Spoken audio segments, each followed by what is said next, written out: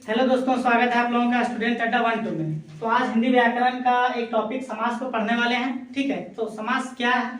तो दो या दो शब्दों से अधिक पदों के मेल को समास कहते हैं। ठीक है, तो समास का भेद पूछेगा कि समास का कितना भेद होता है, तो 6 भेद होता है। ठीक है, पहला अवयवी भाव समास। ठीक है, तो अवयवी भाव समास होता क्या है? तो जिन शब्द का उपसर्ग, जो उपसर्ग होता है जो पहले वाला होता है, ठीक है, जैसे कि आजीवन, आजीवन का जो आ हो गया ये उपसर्ग कहलाता है। तो जिन शब्द का उपसर्ग अथा, प्र, प्रति, नीर, आ, भर इस सब से स्टार्ट होगा उस सबको अवयवी भाव समास कहते हैं। उदाहरण के तौर पर देखिए, आजीवन आ से स्टार्ट हुआ, भरपेट भर से स्टार्ट हुआ, प्रतिदिन प्रति से स्टार्ट हुआ, अथाशक्ति अथा से स्टार्ट हुआ। तो जो इन शब्द से स्टार्ट होता है, जिन शब्द का उपसर्ग ये सब चीज रहता है उसे अवयवी भाव समास कहते हैं। ठीक है, अब देखिए दूसरा तत्पुरुष समास। तो समास को अलग करने का कारक, ठीक है, समास को जब अलग करते हैं तो बीच में एक कारक आता है, जैसे का आ जाता है, की, के लिए, से, में, पर, ये सब जब आ जाता है अलग करने के बाद तो तत्पुरुष समास कहते हैं। जैसे कि राजकुमार, राजा का कुमार, का आ गया बीच में, रंगमंच, रंगों का मंच, का आ गया बीच में, तो वो सब जो होता है तत्पुरुष समास के अंदर आता है। अब आगे देखिए द्वंद्व समास।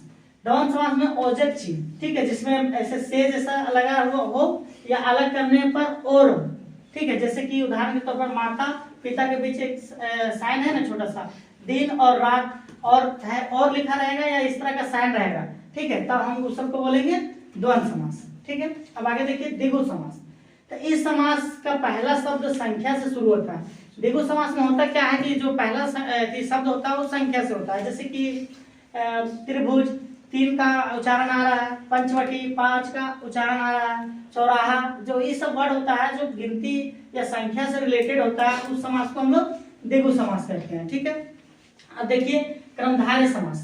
तो क्रमधारय समास क्या है? तो यह दूसरे पद की विशेषता बताता है। क्रमधारय समास जो होता है वो पदों की विशेषता बताता है। जैसे कि देखिए कैसे से अगर प्रश्न पूछते हैं तो आंसर आ जाता है तो क्रमधारय समास। जैसे कि देखिए नीला अंबर, अंबर कैसा है तो नीला, मृग नयन, नयन कैसा है तो मृग, ठीक है, मृग मतलब हिरण होता है। तो उस तरह का जो यहाँ विशेषता बताता है जो समास में, उसको क्रमधारय समास बोलते हैं। ठीक है, अब आगे देखिए बहुव्रीहि समास। बहुव्रीहि समास में अधिकतर देवी देवता का नाम ये सब आ जाता है।